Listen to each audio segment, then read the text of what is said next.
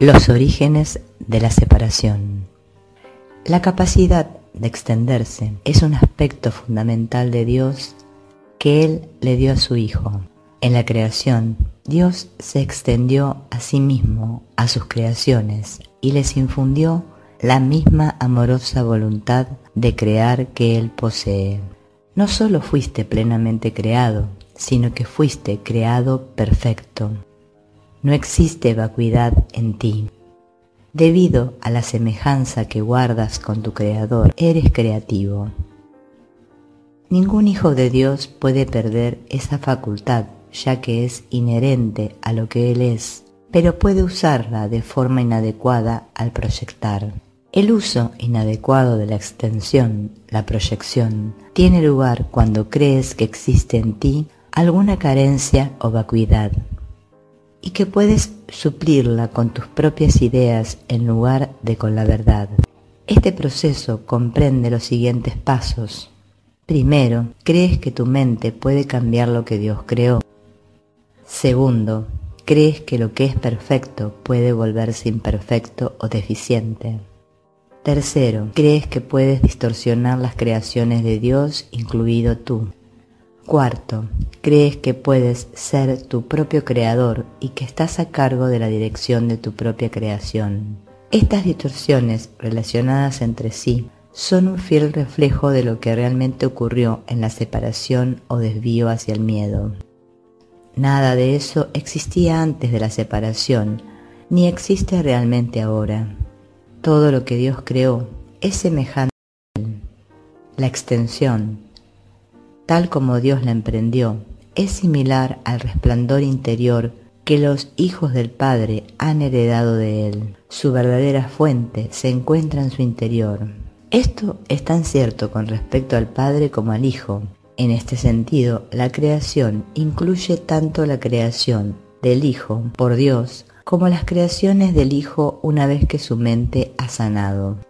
Esto requiere el libre albedrío con el que Dios le dotó, ya que toda creación amorosa se otorga libremente en una línea continua en la que todos los aspectos tienen el mismo rango. El jardín del Edén, la condición que existía antes de la separación, era un estado mental en el que no se necesitaba nada. Cuando Adán dio oídos a las mentiras de la serpiente, lo único que oyó fueron falsedades. Tú no tienes por qué continuar creyendo lo que no es verdad, a no ser que así lo elijas. Todo ello puede literalmente desaparecer en un abrir y cerrar de ojos, porque no es más que una percepción falsa. Lo que se ve en sueños parece ser muy real. Lo que es más, en la Biblia se menciona que sobre Adán se abatió un sueño profundo, mas no se hace referencia en ninguna parte a que haya despertado. El mundo no ha experimentado todavía ningún despertar o renacimiento completo. Un renacer así es imposible mientras sigas proyectando o creando falsamente.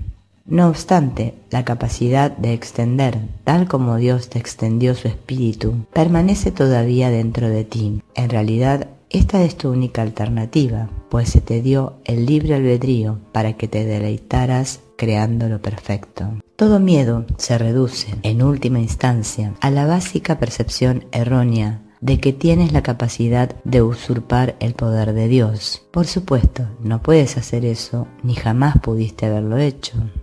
En esto se basa el que puedas escaparte del miedo. Te liberas cuando aceptas la expiación, lo cual te permite darte cuenta de que en realidad tus errores nunca ocurrieron. Solo después del sueño profundo que se abatió sobre Adán, pudo éste experimentar pesadillas. Si de repente se enciende una luz cuando alguien está teniendo un sueño aterrador, puede que inicialmente interprete la luz como parte de su sueño y tenga miedo de ella. Sin embargo, cuando despierte, la percibirá correctamente como su liberación del sueño, al que dejará entonces de atribuir realidad. Esta liberación no se basa en ilusiones.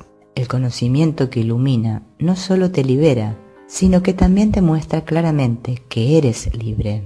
Sean cuales sean las mentiras que te hayas creído, para el milagro son irrelevantes, pues puedes sanar cualquiera de ellas con la misma facilidad. El milagro no hace distinciones entre diferentes percepciones falsas. Su única finalidad es distinguir entre la verdad por un lado y el error por otro. Algunos milagros pueden parecer más difíciles de obrar que otros, pero no te olvides del primer principio de este curso: no hay grados de dificultad en los milagros. En realidad eres perfectamente invulnerable a toda expresión de falta de amor. Estas expresiones pueden proceder de ti o de otros, de ti hacia otros o de otros hacia ti. La paz es un atributo que se encuentra en ti. No puedes hallarla fuera de ti mismo. La enfermedad es una forma de búsqueda externa. La salud es paz interior. La paz te permite mantenerte ecuánime ante cualquier falta de amor procedente de afuera y te capacita mediante tu aceptación de los milagros para corregir las condiciones que resultan de la falta de amor en los demás.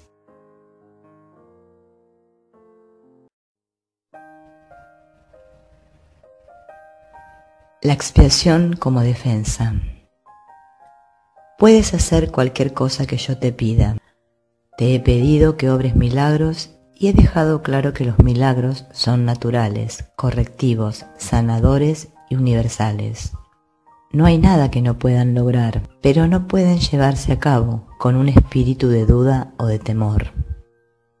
Cuando tienes miedo de algo, estás admitiendo que ello tiene el poder de hacerte daño. Recuerda que donde esté tu corazón, allí también estará tu tesoro. Crees en lo que consideras valioso. Si tienes miedo, es que estás equivocado con respecto a lo que es valioso. Tu entendimiento inevitablemente evaluará erróneamente, y al otorgar el mismo poder a todos los pensamientos, destruirás inevitablemente la paz. Por eso es por lo que la Biblia habla de la paz de Dios que supera todo razonar. No hay error que pueda alterar esa paz en lo más mínimo. Dicha paz no permite que nada que no proceda de Dios te afecte. Este es el uso correcto de la negación. No se usa para ocultar nada, sino para corregir el error. Lleva todos los errores ante la luz, y puesto que el error es lo mismo que la oscuridad, corrige todos los errores automáticamente. La auténtica negación es un poderoso mecanismo protector. Puedes y debes negar toda creencia de que el error puede hacerte daño. Esta clase de negación no oculta, sino que corrige. Tu mente recta depende de ella. Negar el error es una sólida defensa en favor de la verdad. Pero negar la verdad da lugar a creaciones falsas, las proyecciones del ego. La negación del error, puesta al servicio de la mente recta, libera a la mente y restablece la libertad de la voluntad. Cuando la voluntad es realmente libre, no puede crear falsamente porque solo reconoce la verdad. Puedes defender la verdad así como el error. Los medios son más fáciles de entender después de que se ha establecido firmemente el valor del objetivo. Pero lo que hay que tener en cuenta es cuál es su propósito.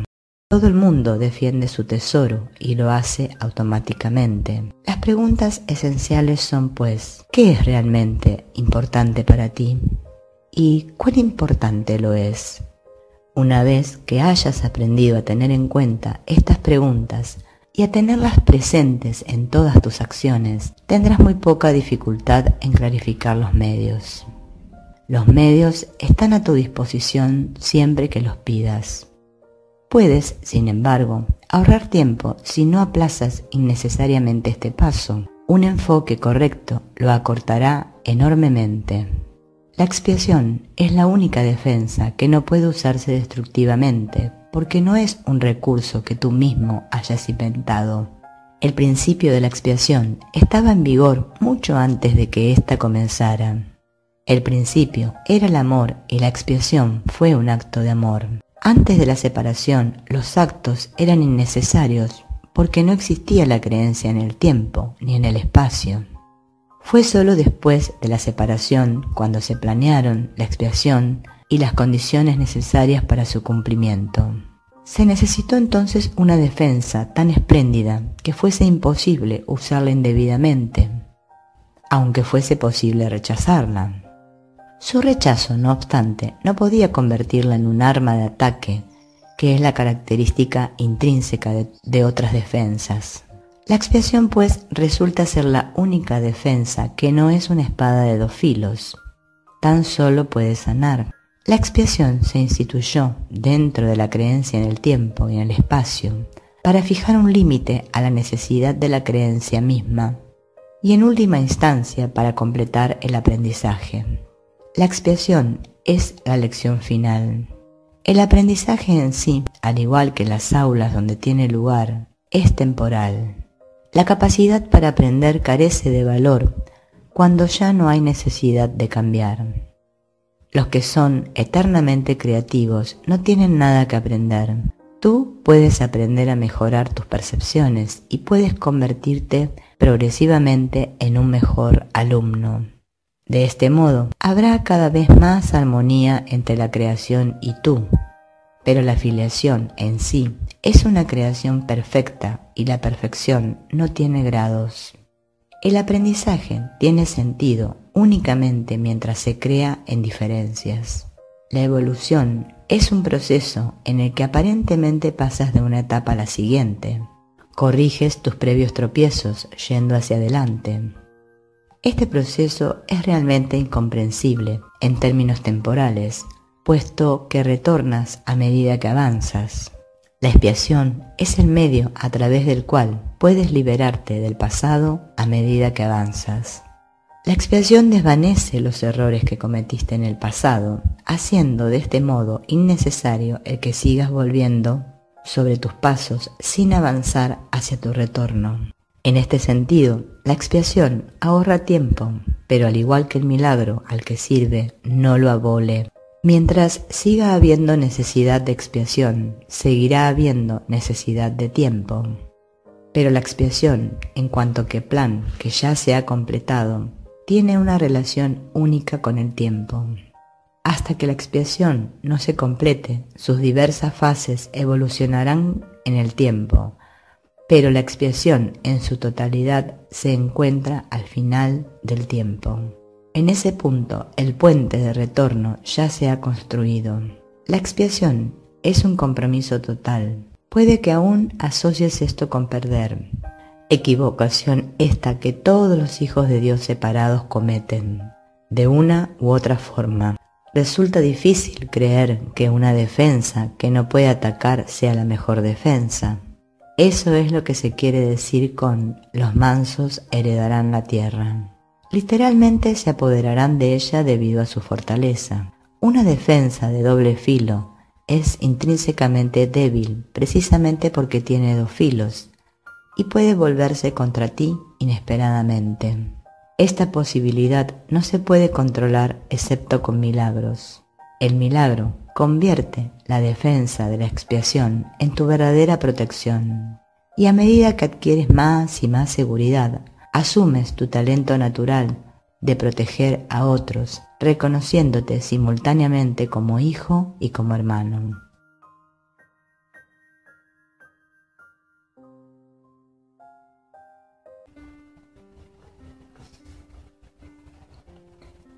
El altar de Dios. Solo puedes aceptar la expiación dentro de ti, liberando la luz interior.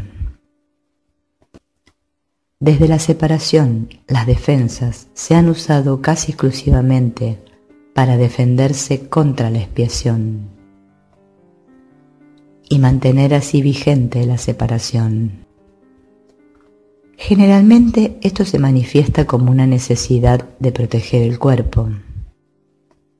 Las múltiples fantasías corporales a las que las mentes se entregan proceden de la creencia distorsionada de que el cuerpo puede usarse como un medio para alcanzar la expiación. Percibir el cuerpo como un templo es únicamente el primer paso en el proceso de corregir esta distorsión, ya que solo la altera en parte. Dicha percepción del cuerpo ciertamente reconoce que la expiación, en términos físicos, es imposible. El siguiente paso, no obstante, es darse cuenta de que un templo no es en modo alguno una estructura. Su verdadera santidad reside en el altar interior, en torno al cual se erige la estructura. Hacer hincapié en estructuras hermosas es señal de que se teme a la expiación y de que no se está dispuesto a llegar al altar en sí. La auténtica belleza del templo no puede verse con los ojos físicos. La visión espiritual, por otra parte, al ser una visión perfecta, no puede ver la estructura en absoluto. Puede, no obstante, ver el altar con perfecta claridad. Para que la eficacia de la expiación sea perfecta, a ésta le corresponde estar en el centro del altar interior, desde donde subsana la separación y restituye la plenitud de la mente. Antes de la separación, la mente era invulnerable al miedo, ya que el miedo no existía. Tanto la separación como el miedo son creaciones falsas que tienen que deshacerse, a fin de que se pueda restaurar el templo y abrir el altar para que reciba la expiación. Esto supone el fin de la separación, al poner dentro de ti la única defensa eficaz contra todo pensamiento de separación, haciendo de este modo que seas absolutamente invulnerable. El que todos acepten la expiación es solo cuestión de tiempo. Tal vez parezca que esto contradice su libre albedrío, dada la inevitabilidad de la decisión final, pero en realidad no es así. Puedes aplazar lo que tienes que hacer y eres capaz de enormes dilaciones, pero no puedes desvincularte completamente de tu Creador, quien fija los límites de tu capacidad para crear falsamente. Una voluntad aprisionada engendra una situación tal que, llevada al extremo, se hace completamente intolerable. La resistencia al dolor puede ser grande, pero no es ilimitada. A la larga, todo el mundo empieza a reconocer, por muy vagamente que sea, que tiene que haber un camino mejor. A medida que este reconocimiento se arraiga más, acaba por convertirse en un punto decisivo en la vida de cada persona. Esto finalmente vuelve a despertar la visión espiritual y al mismo tiempo mitiga el apego a la visión física. Este alternar entre los dos niveles de percepción se experimenta normalmente como un conflicto que puede llegar a ser muy agudo. Aún así, el desenlace final es tan inevitable como Dios. La visión espiritual literalmente no puede ver el error y busca simplemente la expiación. Todas las soluciones que los ojos del cuerpo buscan se desvanecen. La visión espiritual mira hacia adentro e inmediatamente se da cuenta de que el altar ha sido profanado y de que necesita ser reparado y protegido.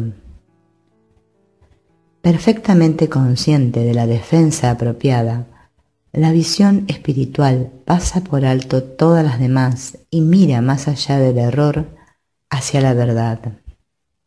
Debido a la fuerza de su visión, pone a la mente a su servicio.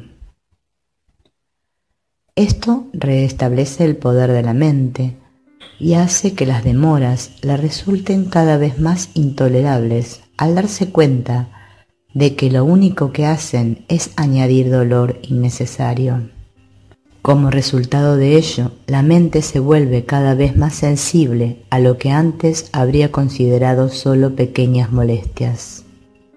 Los hijos de Dios tienen derecho al perfecto bienestar que resulta de tener perfecta confianza.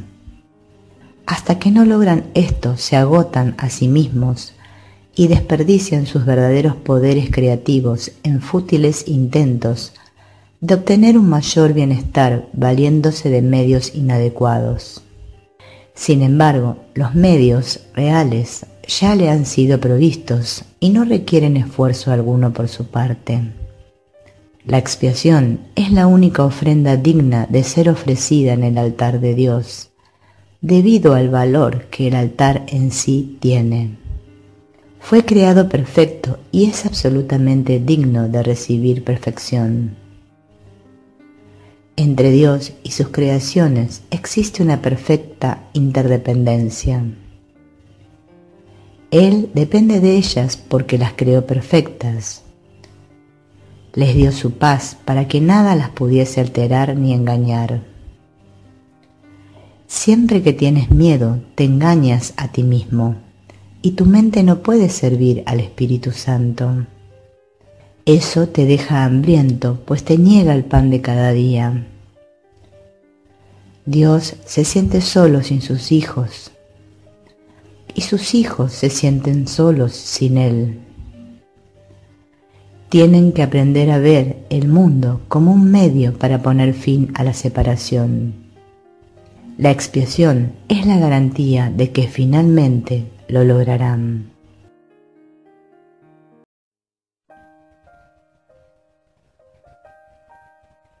La curación y la liberación del miedo. Vamos a hacer ahora hincapié en la curación. El milagro es el medio, la expiación el principio y la curación el resultado. Hablar de una curación milagrosa es combinar impropiamente dos órdenes de realidad diferentes. Una curación no es un milagro. La expiación, el último milagro, es un remedio y cualquier clase de curación es su resultado. Es irrelevante a qué clase de error se aplique la expiación. Toda curación es esencialmente una liberación del miedo. Para poder llevarla a cabo, tú mismo debes estar libre de todo miedo. No entiendes lo que es la curación debido a tu propio miedo. Un paso importante en el plan de la expiación es deshacer el error en todos los niveles. La enfermedad o mentalidad no recta es el resultado de una confusión de niveles, pues siempre comporta la creencia de que lo que está mal en un nivel puede afectar adversamente a otro. Nos hemos referido a los milagros como un medio de corregir la confusión de niveles, ya que todos los errores tienen que corregirse en el mismo nivel en que se originaron. Solo la mente puede errar. El cuerpo solo puede actuar equivocadamente cuando está respondiendo a un pensamiento falso. El cuerpo no puede crear, y la creencia de que puede, error básico, da lugar a todos los síntomas físicos. Las enfermedades físicas implican la creencia en la magia. La distorsión que dio lugar a la magia se basa en la creencia de que existe una capacidad creativa en la materia que la mente no puede controlar. Este error puede manifestarse de dos formas. Se puede creer que la mente puede crear falsamente en el cuerpo, o que el cuerpo puede crear falsamente en la mente. Cuando se comprende que la mente, el único nivel de creación, no puede crear más allá de sí misma, ninguno de esos dos tipos de confusión tiene por qué producirse. Solo la mente puede crear porque el espíritu ya fue creado, y el cuerpo es un recurso de aprendizaje al servicio de la mente. Los recursos de aprendizaje no son lecciones en sí mismos.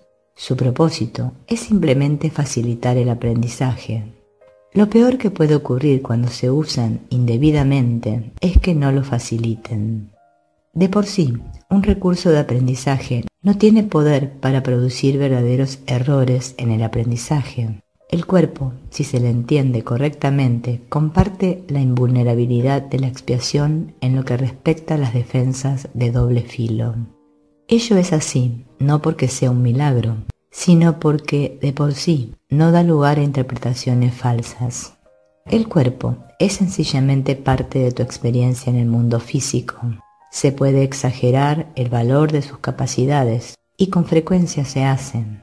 Sin embargo, es casi imposible negar su existencia en este mundo. Los que lo hacen se dedican a una forma de negación particularmente inútil. En este caso, el término inútil significa únicamente que no es necesario proteger a la mente negando lo no mental. Si uno niega este desafortunado aspecto del poder de la mente, está negando también el poder mismo. Todos los remedios materiales que aceptas como medicamento para los males corporales son reafirmaciones de principios mágicos. Este es el primer paso que nos conduce a la creencia de que el cuerpo es el causante de sus propias enfermedades. El segundo paso en falso es tratar de curarlo por medio de agentes no creativos. Esto no quiere decir, sin embargo, que el uso de tales agentes con propósitos correctivos sea censurable. A veces, la enfermedad tiene tan aprisionada la mente que temporalmente le impide a la persona tener acceso a la expiación. En este caso, tal vez sea prudente usar un enfoque conciliatorio entre el cuerpo y la mente, en el que a algo externo se le adjudica temporalmente la creencia de que puede curar. Esto se debe a que lo que menos puede ayudar al que no está en su mente recta o al enfermo es hacer algo que aumente su miedo. De por sí ya se encuentra en un estado debilitado debido a este. Exponerle prematuramente a un milagro podría precipitarle al pánico, lo cual es muy probable que ocurriese en aquellos casos en que la percepción invertida ha dado lugar a la creencia de que los milagros son algo temible. El valor de la expiación no reside en la manera en que ésta se expresa. De hecho, si se usa acertadamente, será expresada inevitablemente en la forma que le resulte más beneficiosa a aquel que la va a recibir. Esto quiere decir que para que un milagro sea lo más eficaz posible, tiene que ser expresado en un idioma que el que lo ha de recibir pueda entender sin miedo. Esto no significa que ese sea necesariamente el más alto nivel de comunicación de que dicha persona es capaz. Significa, no obstante, que ese es el más alto nivel de comunicación de que es capaz ahora. El propósito del milagro es elevar el nivel de comunicación, no reducirlo mediante un aumento del miedo.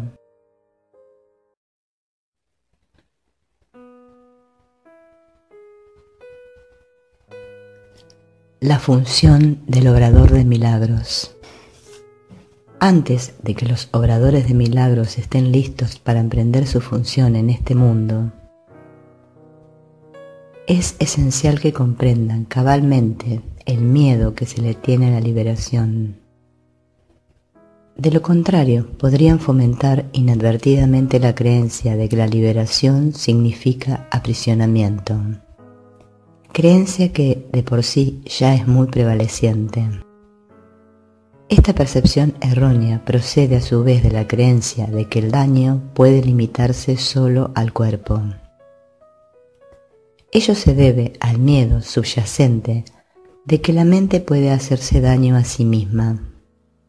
Ninguno de estos errores es significativo, ya que las creaciones falsas de la mente en realidad no existen.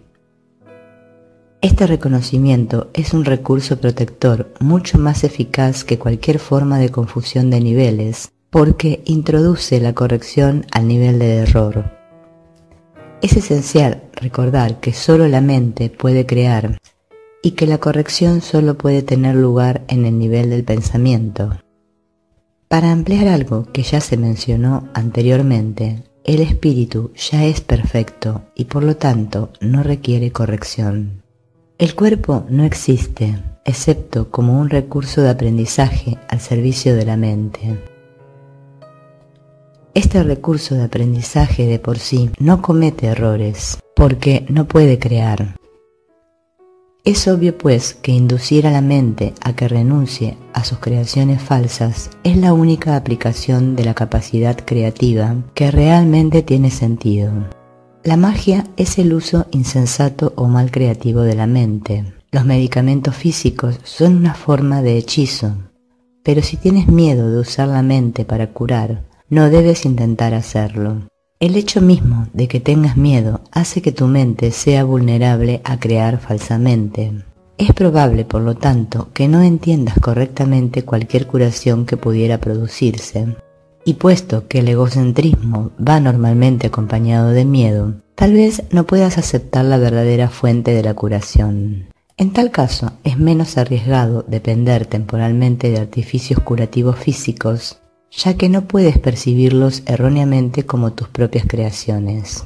Mientras tu sensación de vulnerabilidad persista, no debes intentar obrar milagros. He dicho ya que los milagros son expresiones de una orientación milagrosa, y una orientación milagrosa no es otra cosa que una mentalidad recta. Los que poseen una mentalidad recta no exaltan ni menosprecian la mente del que obra milagros ni la del que los recibe.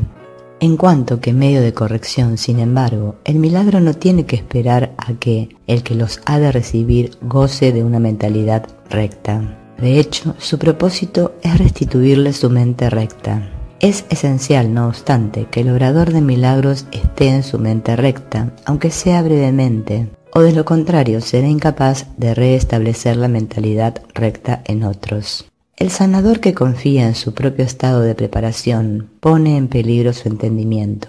Estás perfectamente a salvo siempre que no te preocupes en absoluto por tu estado de preparación, pero mantengas firme confianza en el mío. Si tus inclinaciones a obrar milagros no están funcionando debidamente, es siempre porque el miedo se ha infiltrado en tu mentalidad recta y la ha invertido.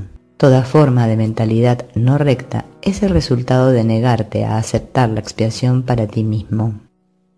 Si la aceptases, estarías en una posición desde la que podrías reconocer que los que tienen necesidad de curación son simplemente aquellos que aún no se han dado cuenta de que la mentalidad recta es en sí la curación. La única responsabilidad del obrador de milagros es aceptar la expiación para sí mismo. Esto significa que reconoces que la mente es el único nivel creativo y que la expiación puede sanar sus errores. Una vez que hayas aceptado esto, tu mente podrá solamente sanar. Al negarle a tu mente cualquier potencial destructivo y restituir de nuevo sus poderes estrictamente constructivos, te colocas en una posición desde la que puedes eliminar la confusión de niveles en otros.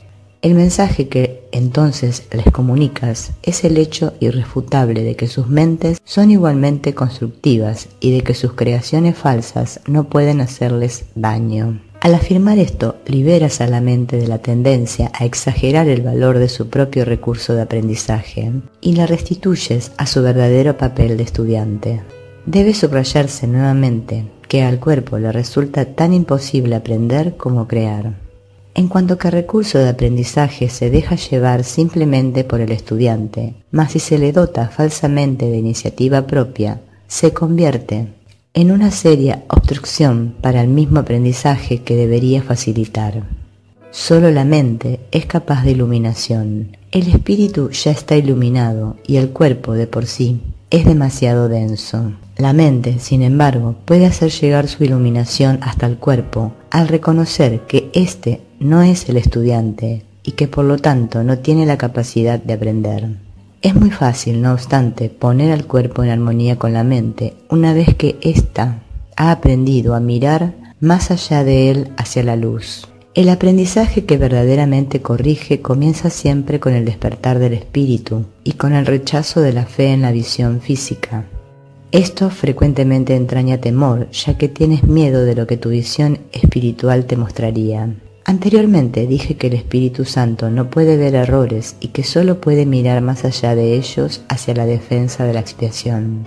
No cabe duda de que esto puede producir incomodidad, mas la incomodidad no es el resultado final de la percepción. Cuando se le permite al Espíritu Santo contemplar la profanación del altar, él mira de inmediato también hacia la expiación. Nada que él perciba puede producir miedo.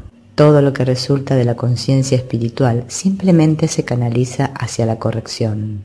La incomodidad se manifiesta únicamente para traer a la conciencia la necesidad de corrección. El miedo a la curación surge, en última instancia, de no estar uno completamente dispuesto a aceptar que la curación es necesaria. Lo que el ojo físico ve no es correctivo, ni tampoco es posible corregir el error mediante ningún medio físicamente visible. Mientras creas en lo que tu visión física te muestra, tus intentos de corregir procederán de un falso asesoramiento. La verdadera visión queda nublada porque te resulta intolerable ver tu propio altar profanado. Mas, como el altar ha sido profanado, tu estado se torna doblemente peligroso a menos que percibas que así ha sido. Curar es una habilidad que se desarrolló después de la separación, antes de la cual era innecesaria. Es temporal, al igual que todos los aspectos de la creencia en el tiempo y en el espacio.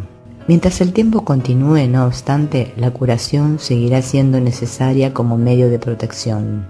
Esto se debe a que la curación se basa en la caridad, y la caridad es una forma de percibir la perfección en otro, aun cuando no puedas percibirla en ti mismo. La mayoría de los conceptos más elevados que ahora eres capaz de concebir dependen del tiempo. La caridad, en realidad, no es más que un pálido reflejo de un amor mucho más poderoso y todo abarcador, el cual está mucho más allá de cualquier forma de caridad que te hayas podido imaginar hasta ahora. La caridad es esencial para la mentalidad recta, aun en la pequeña medida en que ahora puedas alcanzarla. La caridad es una manera de ver a otro como si ya hubiese llegado mucho más allá de lo que en realidad ha logrado en el tiempo hasta ahora. Puesto que su pensamiento tiene fallos, no puede ver que la expiación es para él, pues de otro modo no tendría necesidad de caridad. La caridad que se le concede es a la vez una confirmación de que necesita ayuda, así como el reconocimiento de que la aceptará. Estas dos percepciones denotan claramente su dependencia del tiempo, haciendo patente el hecho de que la caridad opera todavía dentro de las limitaciones de este mundo. Dije anteriormente que solo la revelación trasciende el tiempo. El milagro, al ser una expresión de caridad, tan solo puede acortarlo. Hay que entender, no obstante, que cuando le ofreces un milagro a otro, estás acortando su sufrimiento y el tuyo. Esto corrige tanto retroactivamente como progresivamente. A. Principios especiales de los obradores de milagros. El milagro elimina la necesidad de tener preocupaciones de rango inferior, puesto que es un intervalo de tiempo que está fuera de las coordenadas temporales en las que normalmente operamos. Las consideraciones normales con respecto al tiempo y al espacio no le afectan. Cuando obres un milagro, yo haré los arreglos necesarios para que el tiempo y el espacio se ajusten a él. Es esencial hacer una clara distinción entre lo que se crea y lo que se fabrica. Toda forma de curación se basa en esta corrección fundamental de percepción de niveles. Nunca confundas la mentalidad recta con la mentalidad errada. Reaccionar ante cualquier clase de error de cualquier forma que no sea con un deseo de sanar es una expresión de esa confusión. El milagro es siempre la negación de ese error y la afirmación de la verdad. Solo la mentalidad recta puede corregir de forma que sus efectos sean reales. De hecho, lo que no produce efectos reales en realidad no existe. Sus efectos, por lo tanto, son nulos. Al no tener contenido sustancial, se presta a ser proyectado. El poder del milagro para ajustar niveles genera la percepción correcta que da lugar a la curación. Hasta que eso no ocurra, será imposible entender lo que es la curación. El perdón es un gesto vacío, a menos que conlleve corrección. Sin ella, lo que hace es básicamente juzgar en vez de sanar. El perdón que procede de una orientación milagrosa tan solo ofrece corrección. No posee elementos de juicio en absoluto. La frase, Padre, perdónalos porque no saben lo que hacen, no evalúa en modo alguno lo que las personas en cuestión estén haciendo. Es una petición a Dios para que sane sus mentes. En ella no se hace referencia al resultado del error, pues eso es irrelevante. El precepto, sed de un mismo sentir, es la aseveración que exhorta a todos a que estén listos para la revelación. Mi ruego, haced esto en memoria mía, es una petición a los obradores de milagros para que colaboren conmigo. Estas dos aseveraciones no pertenecen a un mismo orden de realidad. Solo la última entraña una conciencia de tiempo, ya que recordar es traer el pasado al presente. El tiempo está bajo mi control, pero la eternidad le pertenece a Dios. En el tiempo existimos unos con otros y unos para otros. En la eternidad coexistimos con Dios. Puedes hacer mucho en favor de tu propia curación y las de los demás si en situaciones en las que se requiere tu ayuda piensas de la siguiente manera: estoy aquí únicamente para ser útil. Estoy aquí en representación de aquel que me envió. No tengo que preocuparme por lo que debo decir ni por lo que debo hacer, pues aquel que me envió me guiará. Me siento satisfecho de estar donde quiera que Él desee, porque sé que Él estará allí conmigo.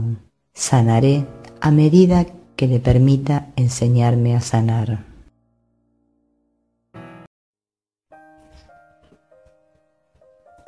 Miedo y conflicto. Tener miedo parece ser algo involuntario y no estar bajo tu control.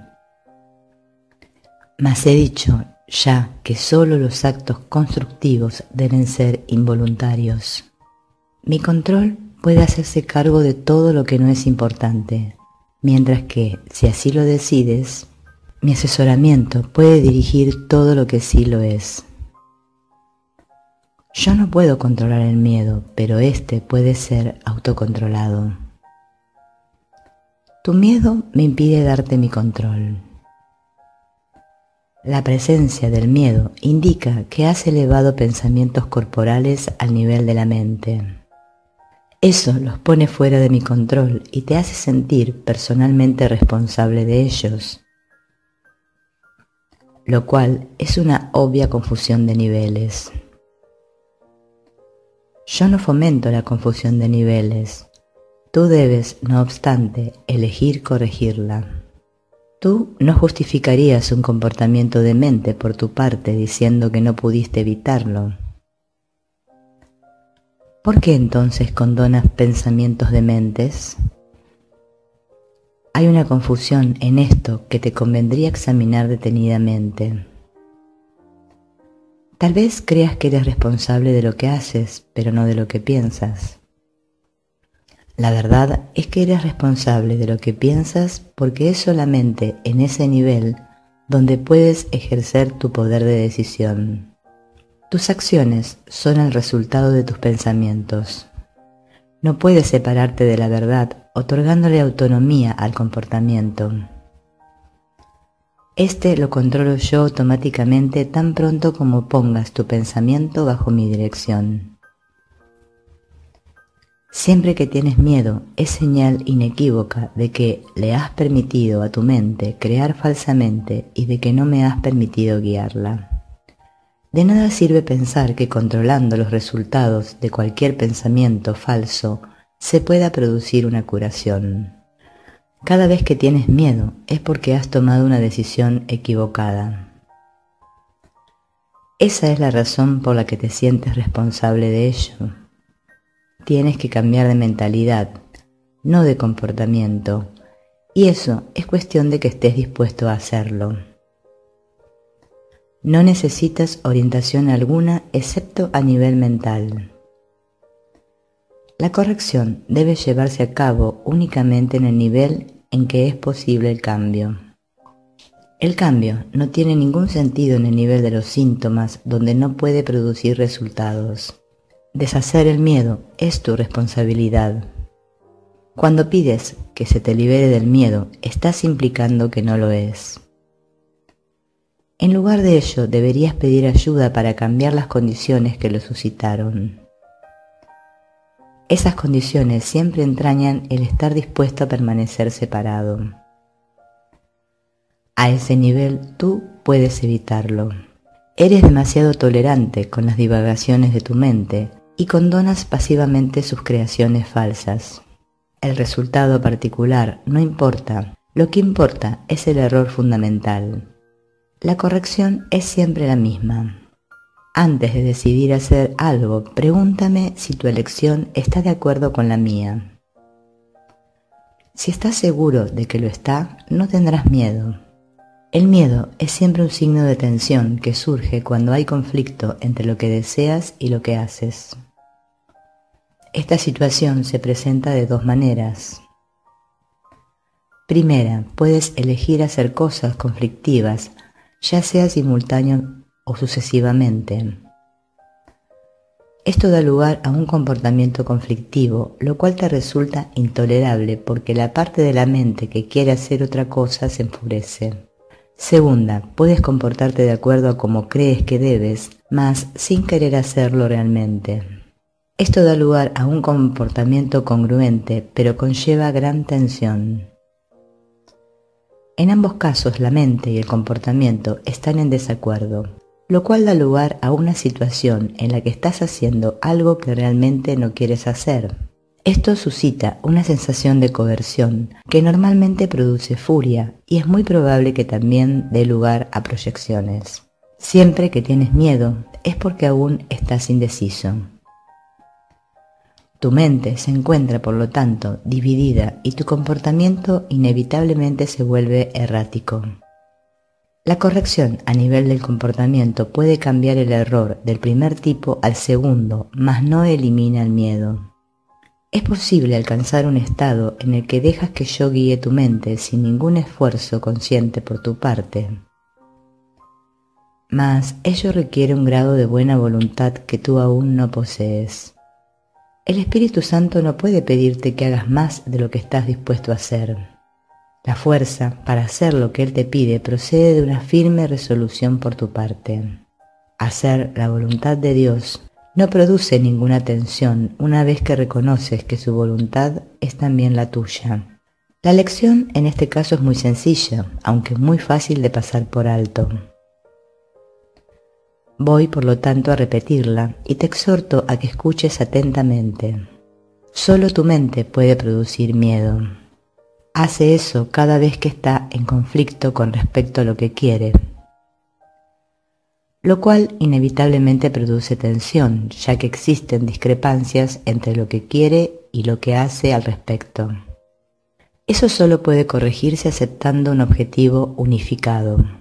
El primer paso correctivo para deshacer el error es darse cuenta, antes que nada, de que todo conflicto es siempre una expresión de miedo. Dite a ti mismo que de alguna manera tienes que haber decidido no amar, ya que de otro modo el miedo no habría podido hacer presa en ti. A partir de ahí, todo el proceso correctivo se reduce a una serie de pasos pragmáticos dentro del proceso más amplio de aceptar que la expiación es el remedio. Estos pasos pueden resumirse de la siguiente forma. Reconoce en primer lugar que lo que estás experimentando es miedo. El miedo procede de una falta de amor. El único remedio para la falta de amor es el amor perfecto. El amor perfecto es la expiación. He subrayado que el milagro, la expresión de la expiación, es siempre un gesto de respeto del que es digno para con otro que también es digno. El reconocimiento de esa dignidad lo restablece la expiación. Resulta obvio, por lo tanto, que cuando tienes miedo, te has colocado a ti mismo en una posición en la que necesitas la expiación. Has actuado sin amor al haber elegido sin amor. Esta es precisamente la situación para la que se instituyó la expiación. La necesidad del remedio inspiró su establecimiento. Mientras te limites a reconocer únicamente la necesidad del remedio, seguirás teniendo miedo. Sin embargo, tan pronto como aceptes el remedio, habrás deshecho el miedo. Así es como tiene lugar la verdadera curación. Todo el mundo experimenta miedo. Sin embargo, no se requeriría más que una pequeña dosis de recto pensar para que uno pudiese darse cuenta de por qué se produce. Son muy pocos los que aprecian el verdadero poder de la mente y nadie permanece totalmente consciente de él todo el tiempo. No obstante, si esperas librarte del miedo, hay algunas cosas que debes comprender y comprender plenamente. La mente es muy poderosa y jamás pierde su fuerza creativa. Nunca duerme, está creando continuamente. Es difícil reconocer la oleada de poder que resulta de la combinación de pensamiento y creencia, la cual puede literalmente mover montañas. A primera vista parece arrogante creer que posees tal poder, mas no es esa la verdadera razón de que no lo creas. Prefieres creer que tus pensamientos no pueden ejercer ninguna influencia real, porque de hecho tienes miedo de ellos. Eso puede mitigar la conciencia de culpabilidad, pero a costa de percibir a la mente como impotente. Si crees que lo que piensas no tiene ningún efecto, puede que dejes de tenerle miedo, pero es bastante improbable que le tengas respeto. No hay pensamientos fútiles, todo pensamiento produce forma en algún nivel.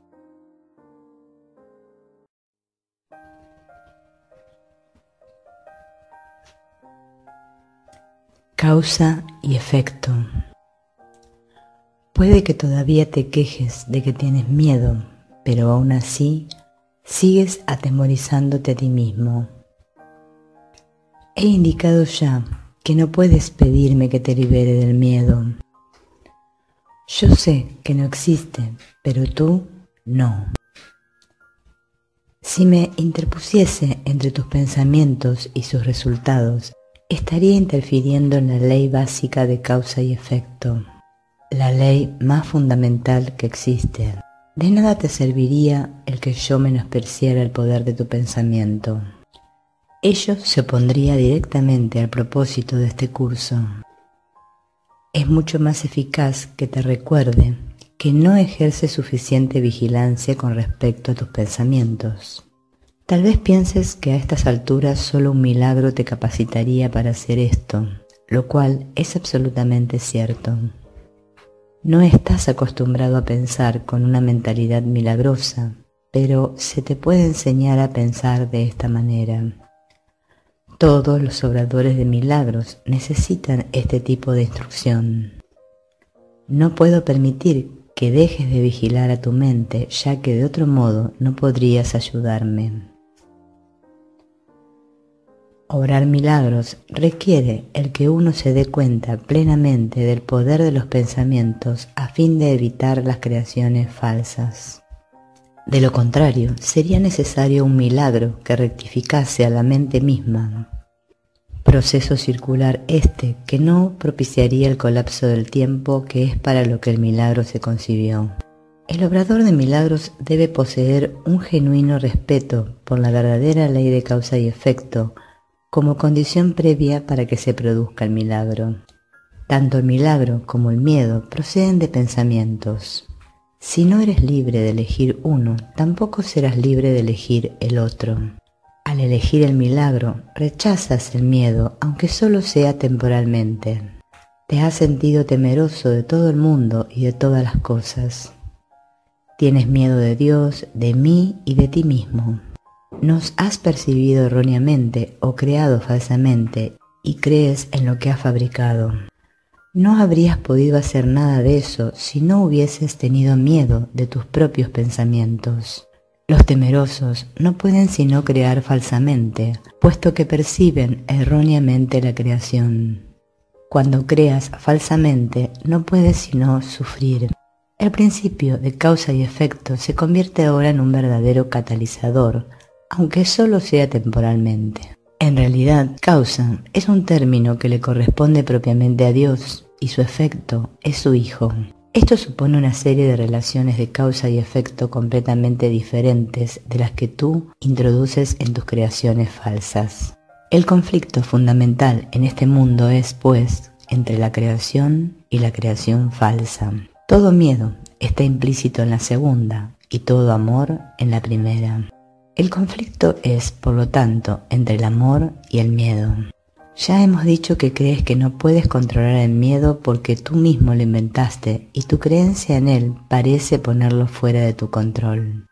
Sin embargo, todo intento de resolver el error tratando de dominar el miedo es inútil. De hecho, eso no hace más que corroborar su poder, al asumir que necesita ser dominado. La verdadera solución descansa enteramente en alcanzar el dominio por medio del amor. En el ínterin, no obstante, la sensación de conflicto es inevitable, ya que te has colocado a ti mismo en una posición en la que crees en el poder de algo que no existe. La nada y el todo no pueden coexistir. Creer en uno es negar el otro. El miedo no es nada realmente y el amor lo es todo. Siempre que la luz irrumpe en la oscuridad desaparece. Lo que tú crees es cierto para ti. En este sentido, la separación ha ocurrido, y negarlo sería utilizar incorrectamente la negación. Concentrarse en el error, no obstante, no es más que otro error.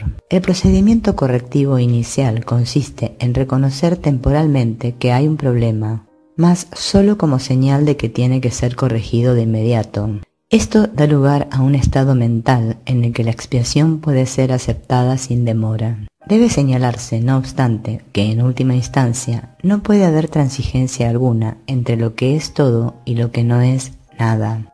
El tiempo es esencialmente un recurso por medio del cual se puede abandonar toda idea de transigencia al respecto. Este proceso parece ser gradual debido únicamente a que el tiempo en sí comprende intervalos que no existen. La creación falsa hizo que esto fuese necesario como recurso de corrección. La aseveración, porque tanto amó Dios al mundo, que le dio su unigénito Hijo, para que todo el que crea en Él no perezca, mas tenga vida eterna, necesita solamente una leve corrección para que tenga sentido en este contexto. Se lo dio a su unigénito Hijo. Debe observarse con especial atención que Dios tiene solamente un Hijo. Si todas las creaciones de Dios son hijos suyos, cada una de ellas tiene que ser parte integral de toda la filiación. La filiación, en su unicidad, trasciende la suma de sus partes. Este hecho, no obstante, queda velado mientras falte una sola de ellas. Por eso, es por lo que en última instancia el conflicto no se puede resolver hasta que todas las partes de la filiación hayan retornado. Solo entonces podrá comprenderse lo que en el verdadero sentido de la palabra significa la plenitud. Cualquier parte de la filiación puede creer en el error o en la incompleción si así lo elige. Sin embargo, si lo hace, estará creyendo en la existencia de algo que no existe. Lo que corrige este error es la expiación. Ya he hablado brevemente acerca de la condición de estar listo, pero tal vez pueda ser útil mencionar aquí algunos puntos adicionales. Estar listo es solo el prerequisito para que se pueda lograr algo. No se debe confundir una cosa con la otra. Tan pronto como se da la condición de estar listo, también se da en cierta medida el deseo de querer lograr algo, si bien este no es necesariamente un deseo indiviso. Dicha condición de estar listo no es más que el potencial para que pueda tener lugar un cambio de mentalidad. La confianza no puede desarrollarse plenamente hasta que no se haya alcanzado un dominio total.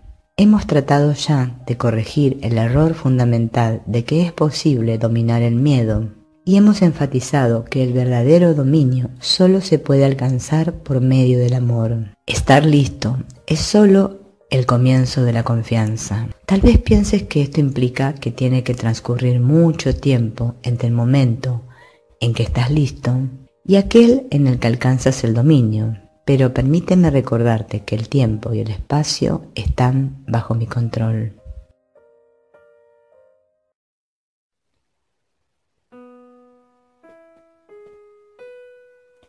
El significado del juicio final.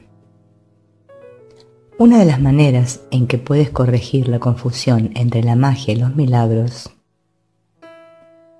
es recordando que tú no te creaste a ti mismo.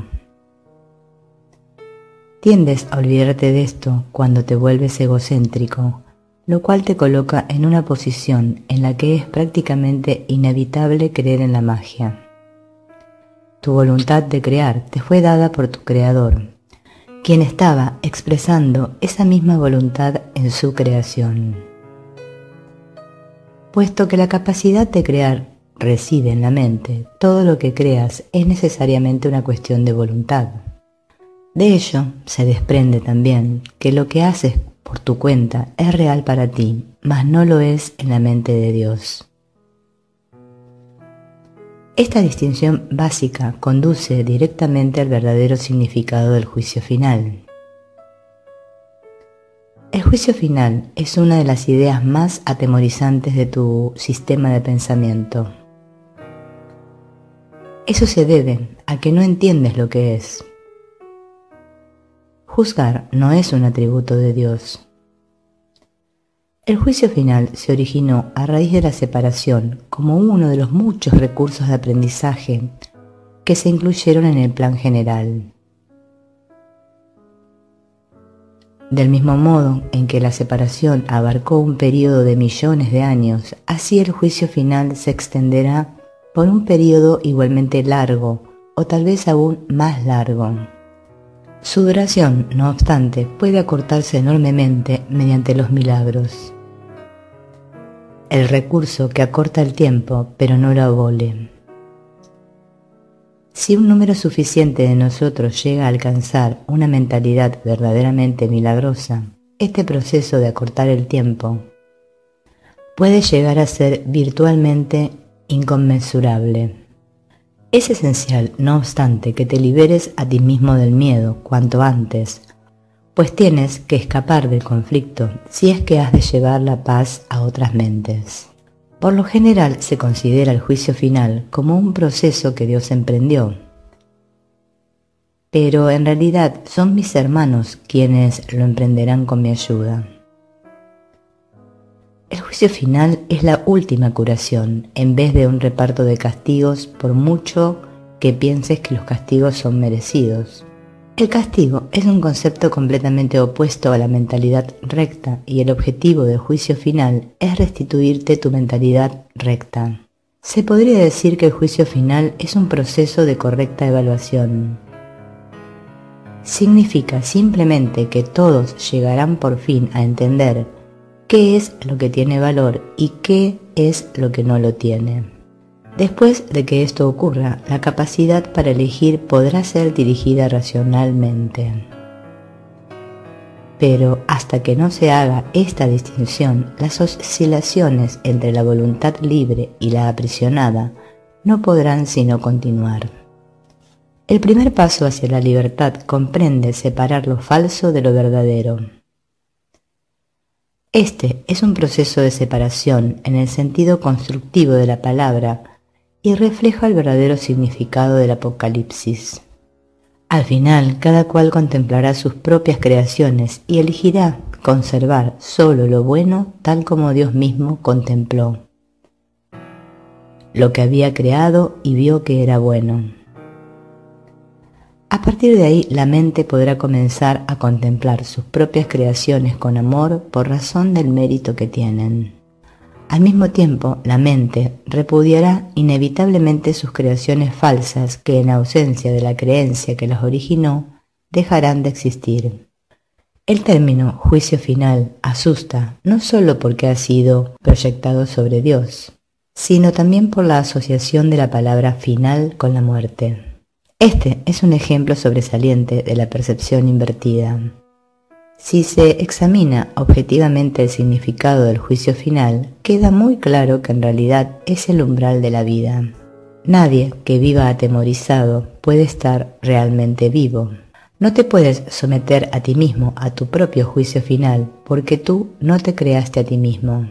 Puedes, no obstante, aplicarlo significativamente y en cualquier momento a todo lo que has fabricado y retener en la memoria solo lo creativo y lo bueno.